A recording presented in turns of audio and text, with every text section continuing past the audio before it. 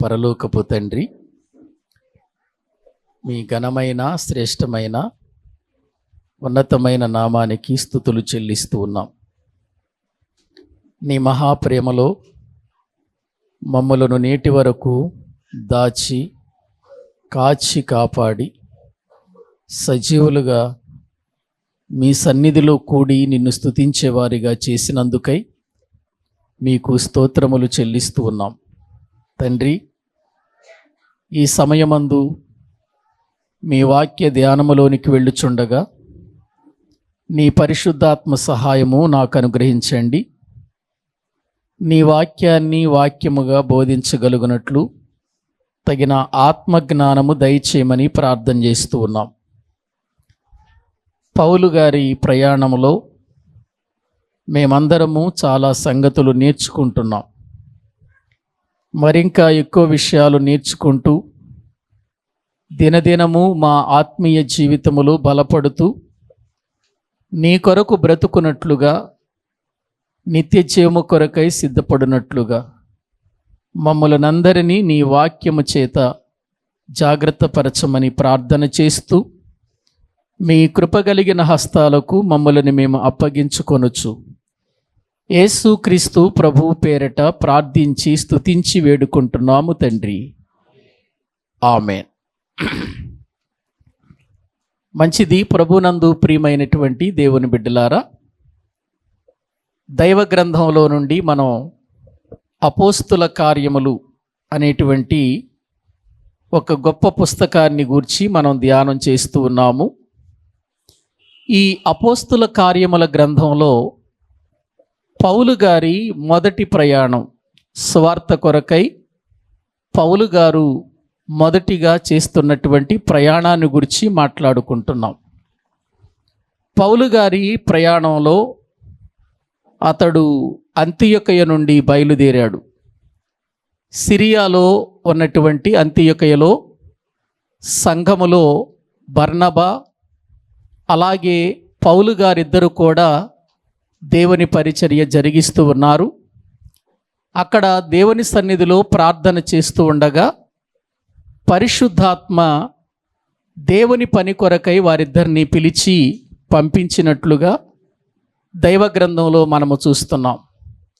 పౌలు గారు, బర్నబా గారితో John mark ముగ్గురు కూడా బయలుదేరారు.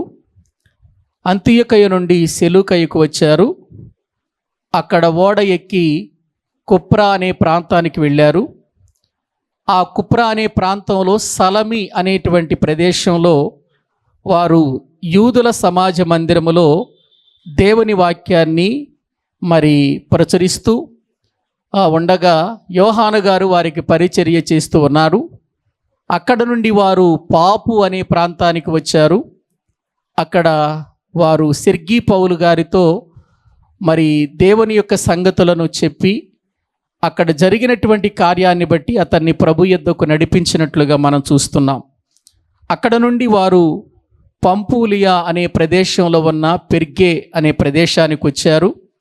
అక్కడ నుండి వారు బయలుదేరి ఆ పంపూలియాలో యోహాను గారు తిరిగి వీరిని విడిచిపెట్టి, అంటే పౌలు గారిని, బర్నబా గారిని విడిచిపెట్టి తిరిగి వెళ్ళిపోవటం జరుగుతుంది.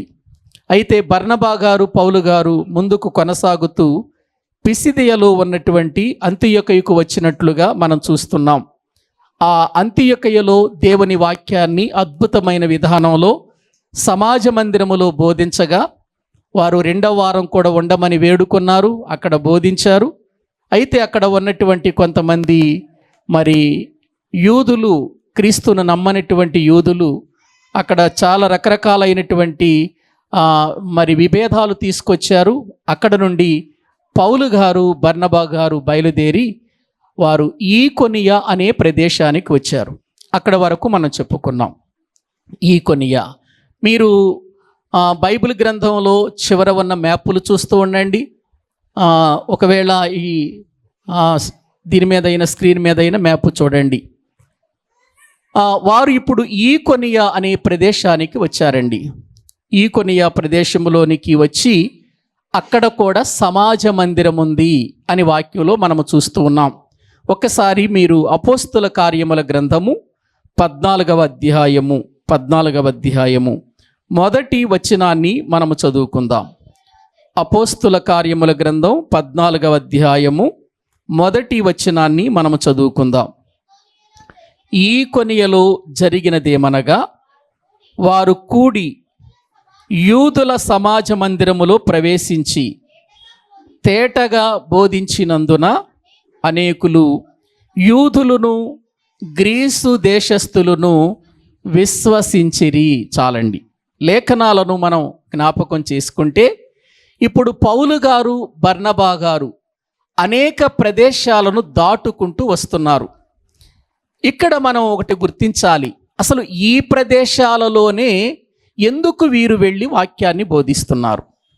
ఏమండి, వీళ్ళు ఈ ప్రదేశాలకే ఎందుకు వెళ్ళి వాక్యాన్ని బోధిస్తున్నారు అనంటే, వీరు ప్రయాణం చేస్తున్నటువంటి ప్రదేశాలు అన్నీ కూడా ప్రియులారా మంచి పేరు పొందినటువంటి ప్రదేశాలు. తర్వాత ఓడరేవులు ఉన్నటువంటి ప్రదేశాలు. ఓడరేవులు ఉన్న ప్రదేశాలు అనంటే అనేక ప్రాంతాల నుండి రాకపోకలు జరుగుతాయి. అనేక మంది ప్రజలు ప్రయాణం చేస్తూ ఉంటారు. వ్యాపారస్తులు వస్తూ ఉంటారు. అనేక ప్రాంతాల నుండి అనేక రకాలైన ప్రజలు వస్తూ ఉంటారు.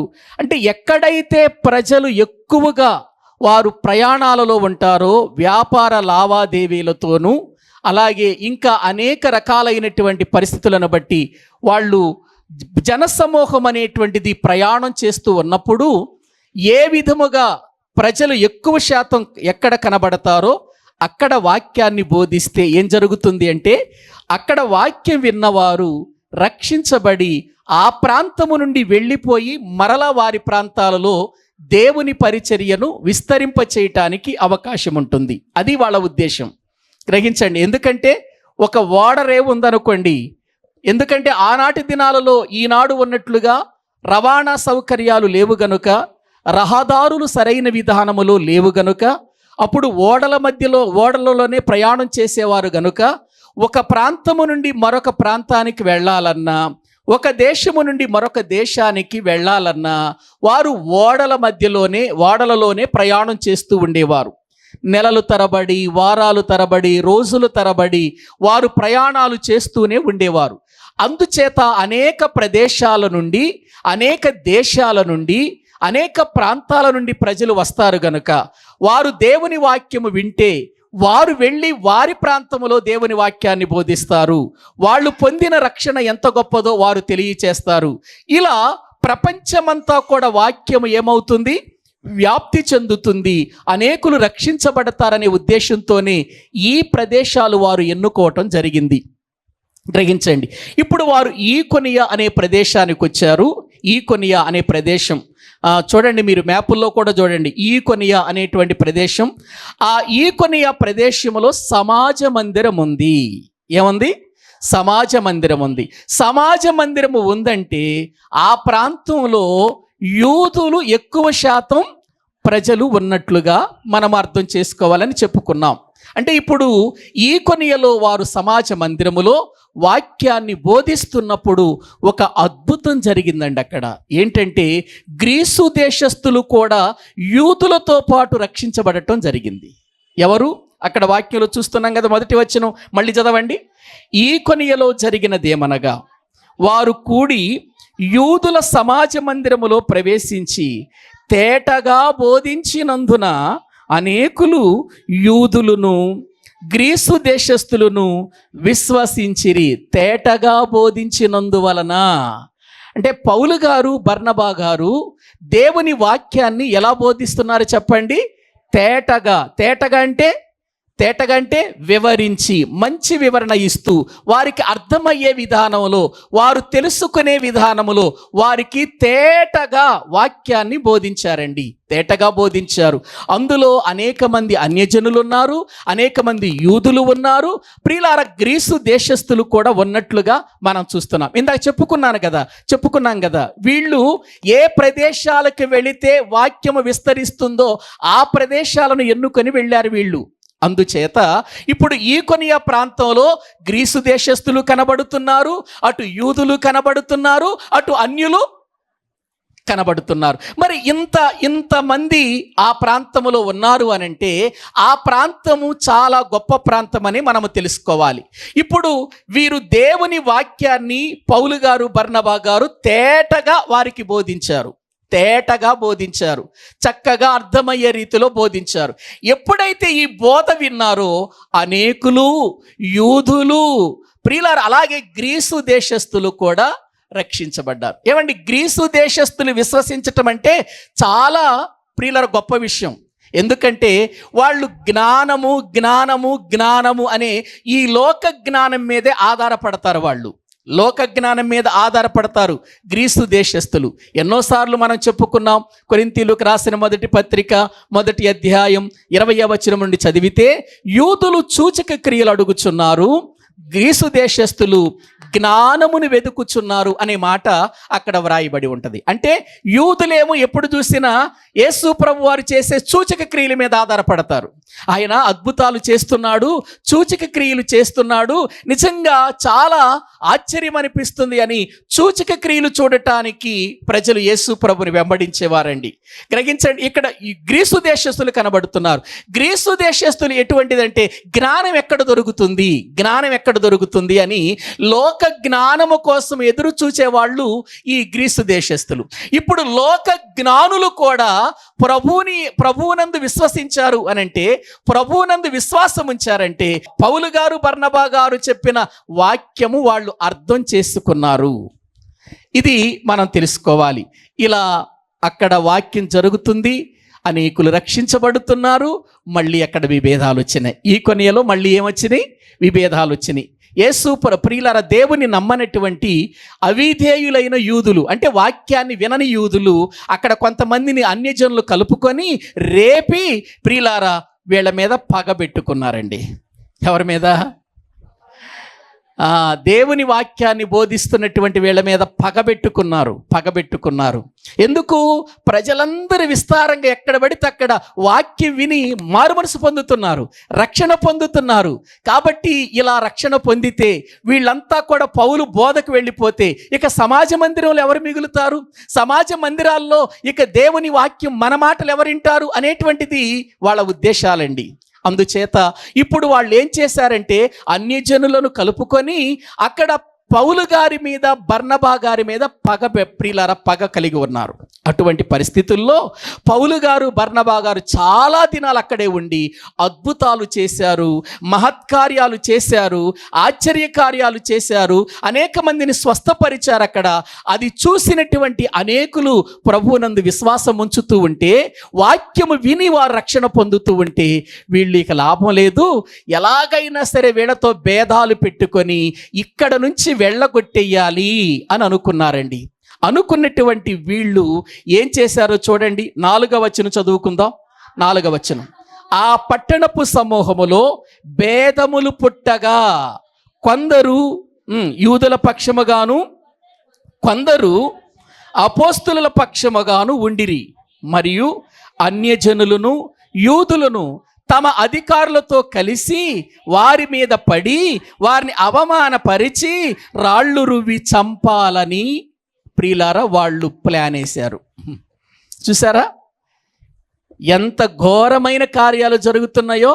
ఒక మంచి పని కోసం అనేకుల రక్షణార్థమై అనేకులను ప్రభు యొద్దకు నడిపించటానికి దేవుని పని జరిగిస్తూ ఉంటే అవిధేయులైనటువంటి యూదులు ఏం చేస్తున్నారు? అన్యులతో కలవటమే కాకుండా ఆ ప్రాంతపు పెద్దలతో కూడా కలిసి వాళ్ళందరినీ ఏకం చేసి అసలు వీళ్ళని చంపేస్తే పేడ విరిగిపోద్ది అని అనుకుంటున్నారు. ఎవరిని? పౌలు గారిని, ప్రియులారా బర్నబాను చంపేస్తే బాగుంటుంది అని అనుకుంటున్న సమయంలో వాళ్ళు వేస్తున్న ప్లాన్ అంతా కూడా తెలుసుకున్నారు.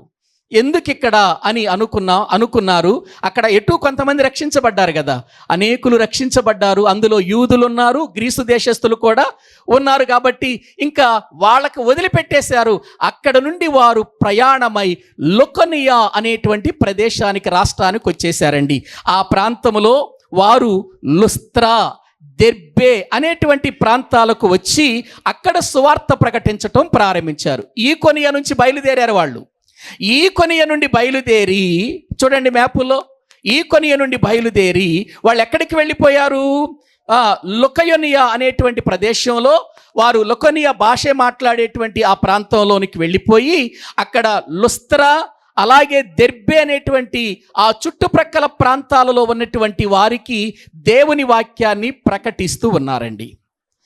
ప్రకటిస్తూ ఉన్నప్పుడు లుస్త్రలో ఒక అద్భుతం జరిగింది. లుస్త్రా అనేటువంటి ప్రదేశంలో ఒక అద్భుతం జరిగింది. ఏంటి అద్భుతం అంటే, పుట్టినది మొదలుకొని కుంటివాడుగా ఉన్న ఒక వ్యక్తి ఉన్నాడండి అక్కడ. పుట్టినది మొదలుకొని వాడు కుంటివాడు, నడవలేడు, లేచి వెళ్ళలేడు, ఎక్కడికి వెళ్ళలేడు. అక్కడ ఆ వ్యక్తి ఉన్నట్లుగా పౌలు గారు చూశాడు. చూసి అతడు దేవుని మాటలు వింటున్నాడు. పౌలు గారు చెబుతుంటే దేవుని మాటలు వింటున్నాడు. ఎవరు? కుంటివాడుగా ఉన్న ప్రియులారా, ఆ బలహీన పాదములు కలిగిన వాడు పౌలు గారి మాటలు వింటున్నాడు. పౌలు గారు అతన్ని చూస్తున్నాడు. వాక్యం చెప్పేటప్పుడు పౌలు గారు అతన్ని చూస్తుంటే అతనికి చాలా ఆసక్తి ఉంది. వాక్యాన్ని జాగ్రత్తగా వింటున్నాడు. నిజంగా నేను కూడా స్వస్థపడితే, నేను కూడా ఆరోగ్యవంతుడైతే నేను కూడా దేవుని పని చేయగలను కదా, నేను కూడా దేవుని కొరకు బ్రతకగలను కదా. కానీ ఈ బలహీనమైన పాదాలు నన్ను ప్రభువు కోసం ముందుకు తీసుకెళ్ళలేకపోతున్నాయే. ఈ మాటలు వింటుంటే నాకు ఆశ్చర్యం అనిపిస్తుంది. ఒకవేళ ఇప్పుడే నేను స్వస్థత పొందితే, ఇప్పుడే నేను ఆరోగ్యవంతుడిని అయిపోతే ఎంత బాగుంటుంది అని విశ్వాసము కలిగిన వాడిగా ఉన్నాడు. అది గమనించాడు పౌలు గారు. అది గమనించి వెంటనే ఆ ప్రాంతంలో ఆ మాటలు వింటూ విశ్వాసము కలిగిన వ్యక్తిని చూచి, ప్రియులారా, ఆ వ్యక్తిని బాగు చేసినట్లుగా వాక్యంలో మనము చూస్తున్నాం. ఒక్కసారి మనము 10వ వచనాన్ని చదువుకుందాము. చూడండి, 9వ వచనం చదవండి. 9వ వచనం, అతడు పౌలు మాటలాడుట వినెను. పౌలు అతని వైపు తేరి చూచి స్వస్థత పొందుటకు అతనికి విశ్వాసం ఉండేనని గ్రహించి, పౌలు గారు అతని ఆసక్తిని చూచాడు. స్వస్థత పొందటానికి అతనికి ఉన్నటువంటి విశ్వాసాన్ని చూచి ఏమంటున్నాడు చూడండి, నీ పాదములు మోపి సరిగా నిలువమని బిగ్గరగా చెప్పినప్పుడు అతడు గంతులు వేసి నడవసాగెను. బలహీన పాదములు గలవాడు, ఇంతవరకు కూడా కూర్చున్నవాడు, లేవలేనివాడు, నడవలేనివాడు, పౌలు గారు ఎప్పుడైతే లేచి నిలువుమని చెబితే వాడు గంతులు వేయటం ప్రారంభించాడు అక్కడ. ఎందుకు? అతనుకున్న విశ్వాసం. ఎప్పుడైతే ఇతడు గంతులు వేస్తున్నాడో అక్కడ ఉన్నటువంటి ప్రజలకు అది ఆశ్చర్యం కలిగించింది. ఎక్కడ జరుగుతున్న విషయం ఇది? లుస్త్రా అనే ప్రదేశంలో జరుగుతున్నటువంటి విషయం ఇది. ఎందుకంటే వీళ్ళు లుస్త్రకు వచ్చారు. ఈకొనియ నుండి లుకోనియా రాష్ట్రంలో ఉన్నటువంటి ప్రియులారా, లుస్త్రా, దెర్బే అనేటువంటి ప్రదేశాలకు వచ్చేసారు. ఆ లుస్త్రలో దేవుని వాక్యాన్ని ప్రకటిస్తున్నారు. చాలా చక్కగా వింటున్న ఈ వ్యక్తి విశ్వాసాన్ని చూచి ఆ వ్యక్తిని బాగు చేసినప్పుడు, ఆ వ్యక్తి స్వస్థత పడినప్పుడు అందరికీ ఆశ్చర్యం వేసింది. ఎందుకంటే లుస్త్రా అనే ప్రదేశంలో లుకోనియా అనేటువంటి భాషలో ప్రాముఖ్యమైన 2 దేవతలు ఉంటారండి. 2 దేవతలు. వారిలో ఒకటి ద్విపతి, రెండవది హెర్మే అనేటువంటి 2 దేవతలు ఉంటాయి. ఎక్కడ? లుస్త్రలో వాళ్ళు ఆరాధించే దైవాలవి. ప్రియులర, వారి ప్రాంతాలలో వాటికి చాలా విలువ ఉంది. వాటికి పెద్ద పెద్ద గుడులు కట్టి వాటిని ఆరాధిస్తూ ఆ ప్రాంతానికి వచ్చి ఎంతగానో మొక్కుతూ ఉండేవారు. చాలామంది పూజారులు ఉండేవారు ఆ ప్రాంతాలలో. ఆ పూజారులు బలులు అర్పిస్తూ ఉండేవారండి. ఆ ప్రాంతంలో జరిగింది. అటువంటి భయంకరమైనటువంటి ప్రదేశంలో జరిగింది. ఏది? బలహీన పాదములు కలిగిన వాడు లేచి గంతులు వేయటం అక్కడ జరిగింది. ఇంకా అక్కడ ప్రజలందరూ ఏమనుకున్నారు? వాళ్ళ ఉద్దేశంలో, ఎందుకంటే వాళ్ళ దేవతే గొప్పది, మా దేవతే గొప్పది అని అనుకుంటూ అప్పటి వరకు ఉన్నారు కదా. అప్పటి వరకు వీళ్ళేమనుకున్నారంటే, అప్పుడు ఈ దృశ్యం చూసరికి ఇంకేముంది, మన దేవతలే మనుషుల రూపములో వచ్చారు అనుకుంటున్నారు వాళ్ళంతా. ఏమండి, ఎలా వచ్చారట? పౌలు గారిని, బర్నబా గారిని చూసి ఆ ప్రదేశంలో ఉన్న వాళ్ళు అనుకుంటున్నారు. ఎందుకు? బలహీన పాదములు కలిగిన వాడిని స్వస్థపరిచారు కదా. స్వస్థపరిచేసరికి వీళ్ళు ఏమనుకున్నారంటే, ఇదిగో మన ద్విపతి ఉందే, మన హెర్మే అనే దేవతలు ఉన్నారు కదా, ఈ దేవతలే ఇప్పుడు మన దగ్గరికి ఎలా వచ్చారు? మనుష్యుల రూపములో వచ్చారు అని బర్నబా గారికి ద్యుపతి అని, ముఖ్య ప్రసంగికుడు గనుక పౌలు గారికి హెర్మే అనేటువంటి పేర్లు పెట్టేశారండి. పేర్లు పెట్టేసి ఇప్పుడు వీళ్ళిద్దరిని ఎలా చూస్తున్నారు? పౌలు గారిని బర్నబా గారిని దేవతలుగా చూస్తున్నారు. దేవతల కంటే ఎలా చూస్తారు ఇక? ఏవండి, దేవతలంటే ఎలా చూస్తారు ఇక? మీరు ఆలోచించండి. మనకు తెలుసు కదా ప్రియులారా, ఒక దేవత దగ్గర ఎటువంటి కార్యాలు జరుగుతాయో, ఎంత ఇంట్రెస్ట్గా ప్రజలు ఉంటారో, ఎంతగా ప్రియులారా వాటికి ఖర్చు పెడతారో మనందరికీ తెలుసండి. ఇప్పుడు అక్కడ ఉన్నటువంటి పూజారులందరూ ఏకమైపోయారు. రండి రండి, మన దేవతలే మనుషుల రూపంలో దిగొచ్చేశారు.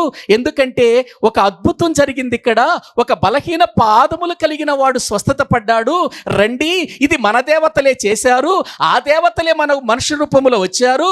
ఇదిగో ఈయనే ద్యుపతి అని పేరు పెట్టారు. ఎవరికి? బర్నబా గారికి హెర్మే అనే పేర్లు పెట్టి పూజారులందరూ కూడా కలిసి పూదండలు సిద్ధపరిచారు, ఎడ్లను సిద్ధపరిచారు బలులు ఇవ్వటానికి. ఎవరికి బలులు?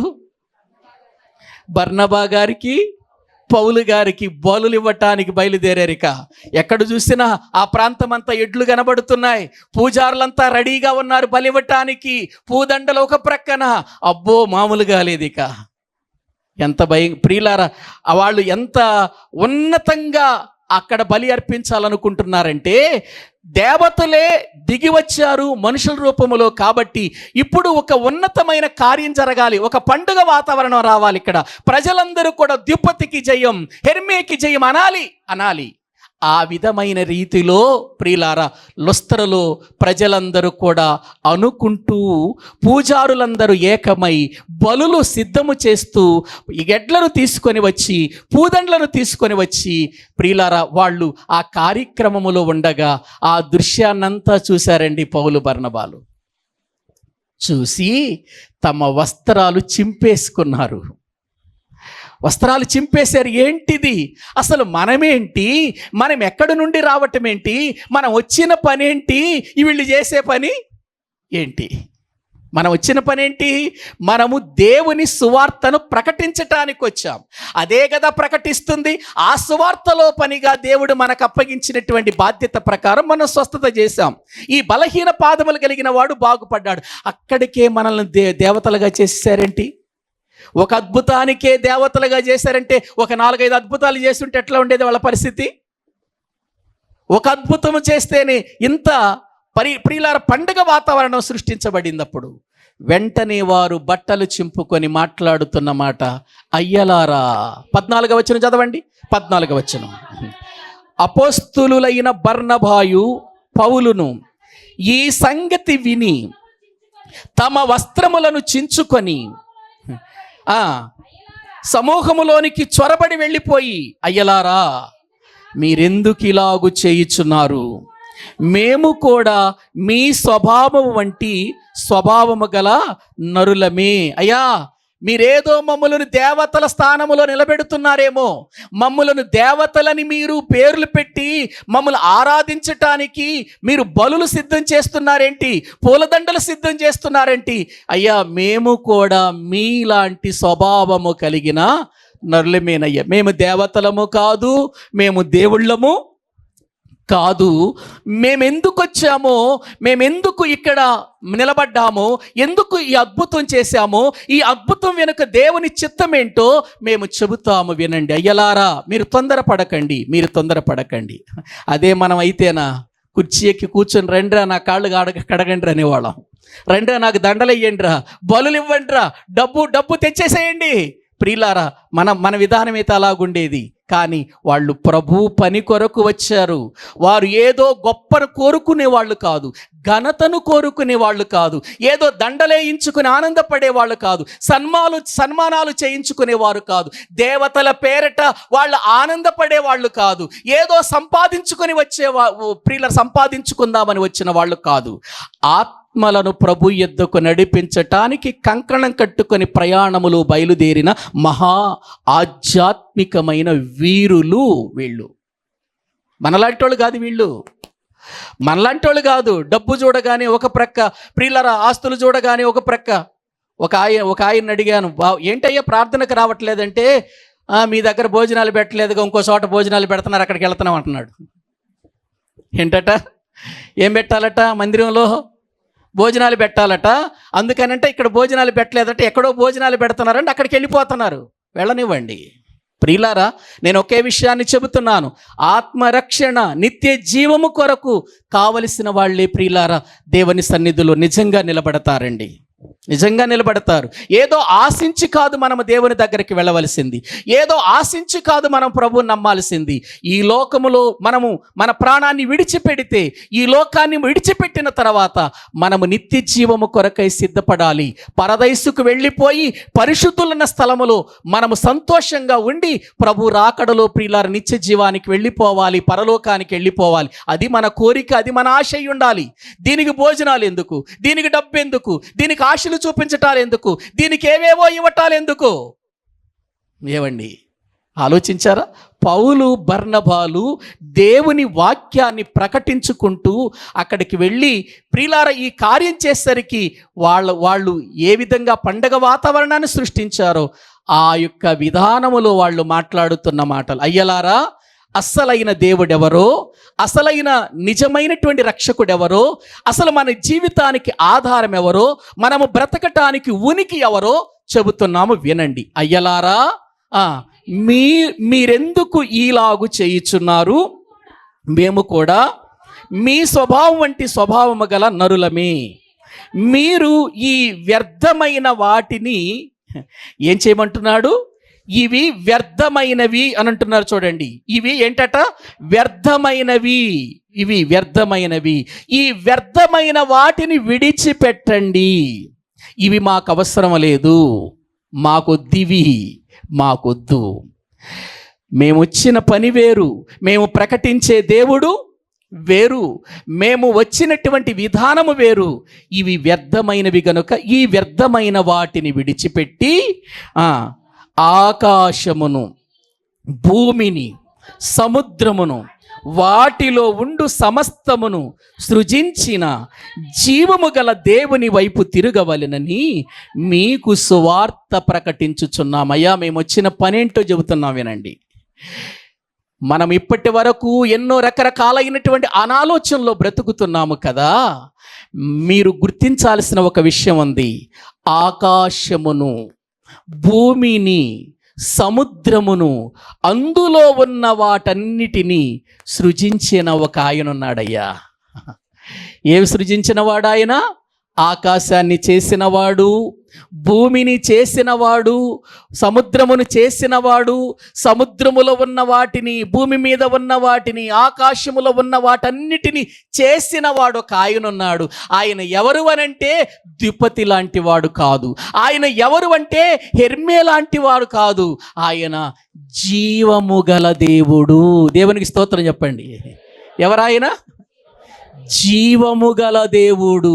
అంటే ఇప్పుడు పౌలు గారు, బర్నబా గారు ఎవరిని చూపించటానికి ప్రయాణం చేస్తున్నారు? జీవము గల దేవుణ్ణి. ప్రియులారా, ఈనాడు జీవము గల దేవుణ్ణి చూపించటం మానేశారండి.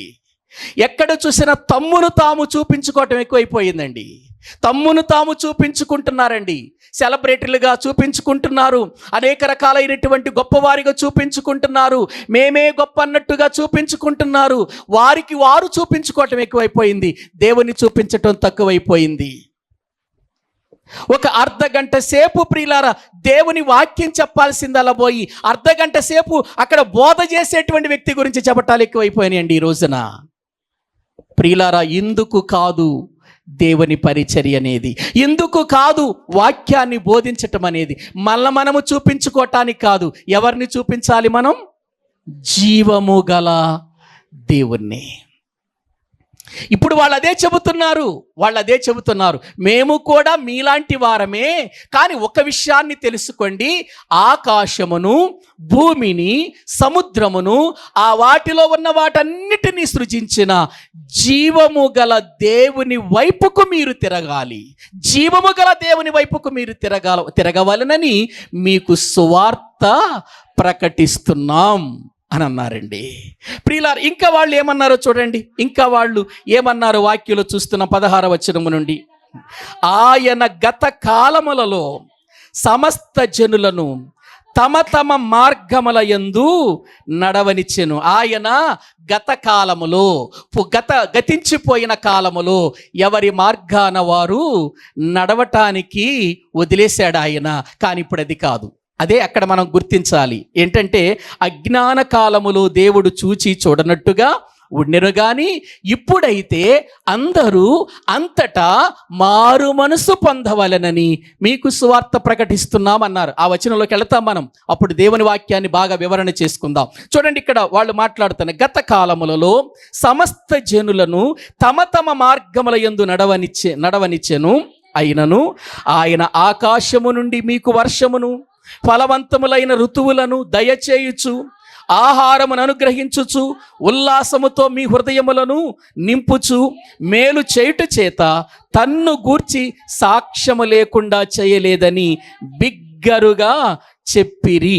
వారిలాగు చెప్పి తమకు బలి అర్పింపకుండా సమూహములను ఆపుట బహు ప్రయాసమాయను.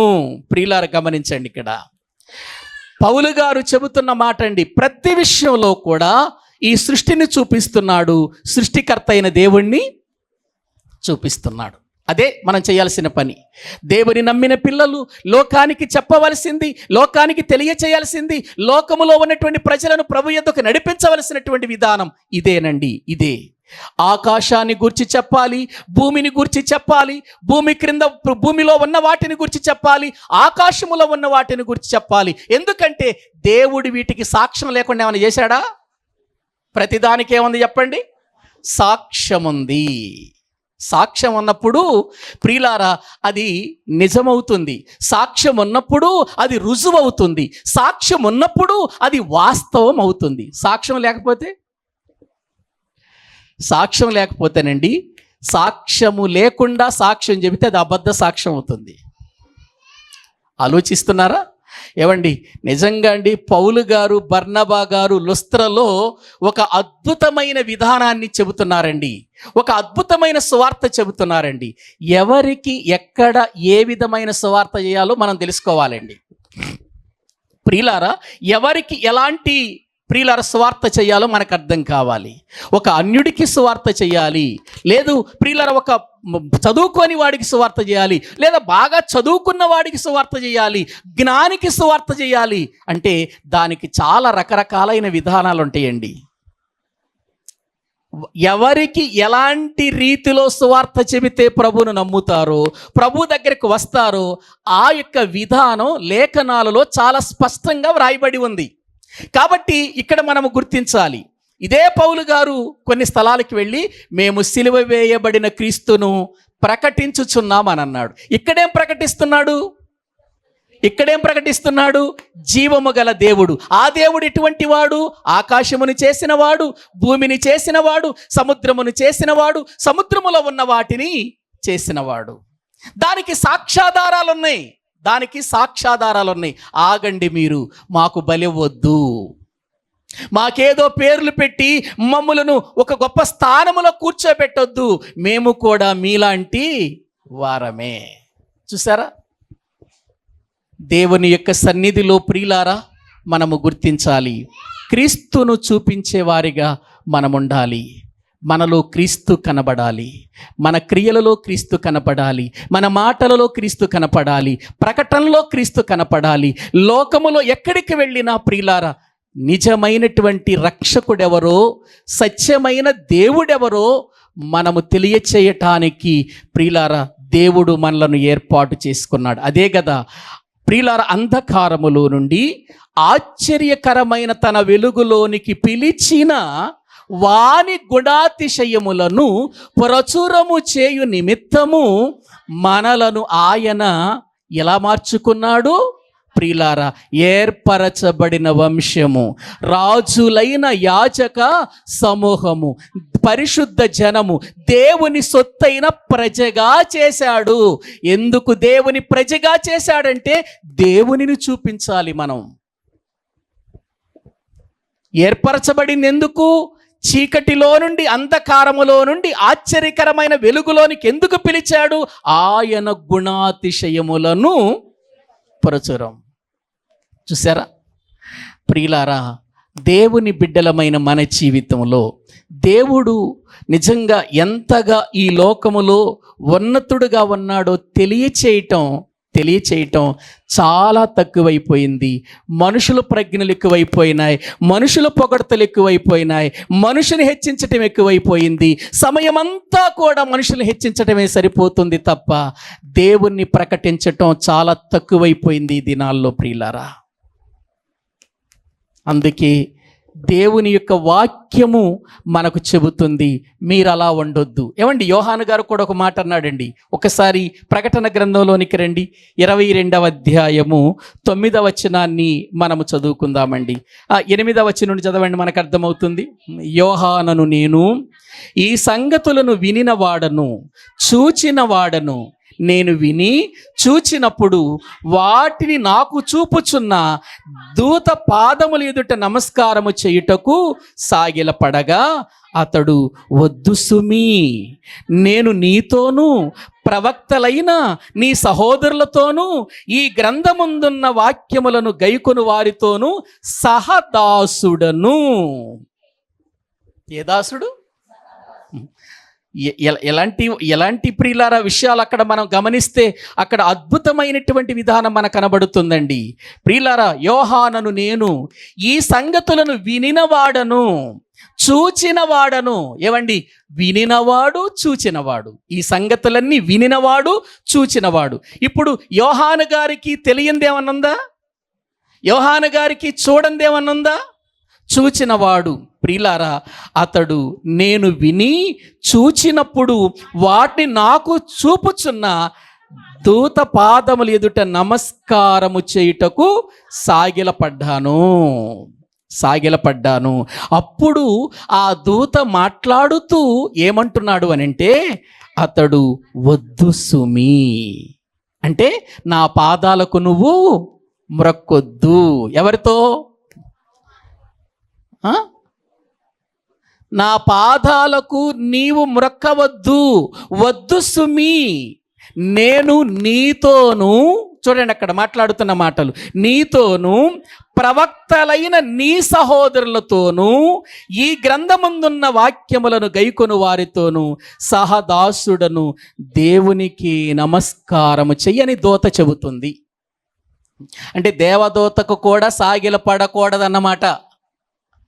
దేవదూత కూడా అయ్యా సాగిలపడి మీ చేత మ్రొక్కించుకునేంత అవకాశం కానీ అర్హత కానీ నాకు లేదని యోహాను గారితో ఎవరు మాట్లాడుతున్నారు? దేవదూత చెబుతుంది, అయ్యా వద్దు, నాకు మొరుకుతున్నావేంటి? దేవదూతే నాకు మొరకొద్దు, మనం మొరక్కాల్సింది ఎవరికంటే దేవునికి. కాబట్టి మీరు మొరక్కాల్సింది దేవునికే, నేను కూడా మొరక్కాల్సింది దేవునికే. నేను కూడా మీ ప్రవక్తల లాంటి వారిలాగా, మీ సహోదరులాగా వాక్యాన్ని మీ దగ్గరకు తీసుకొచ్చానే కానీ మీరు నాకు సాగిలపడకూడదు అని యోహాను గారితో దేవుని దూత చెబుతుంది అని అంటే దేవదూత కూడా సాగిలపడకూడదు అన్నమాట. అంటే దేవదూత కూడా ఎంత తగ్గించుకుంది?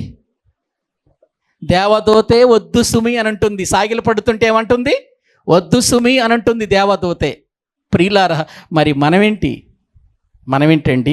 ప్రియులారా, ఒక్కసారి ఆలోచించండి. ఎందుకంటే ప్రవక్తలు ఎలా బ్రతికారో, ప్రభు కొరకు బ్రతికినటువంటి సహోదరులు ఎలా బ్రతికారో అలా బ్రతకటానికే దేవుని చేత ఏర్పాటు చేయబడిన వారం మనం.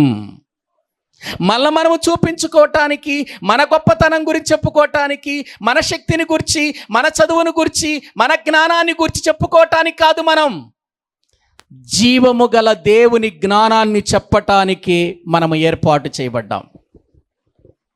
ప్రియులారా, అందుకే వాళ్ళు ఎన్ని ప్రతికూలమైన పరిస్థితులు వచ్చినా ముందుకే కొనసాగుతున్నారు కానీ వెనక్కి వెళుతున్నారా? లేదండి.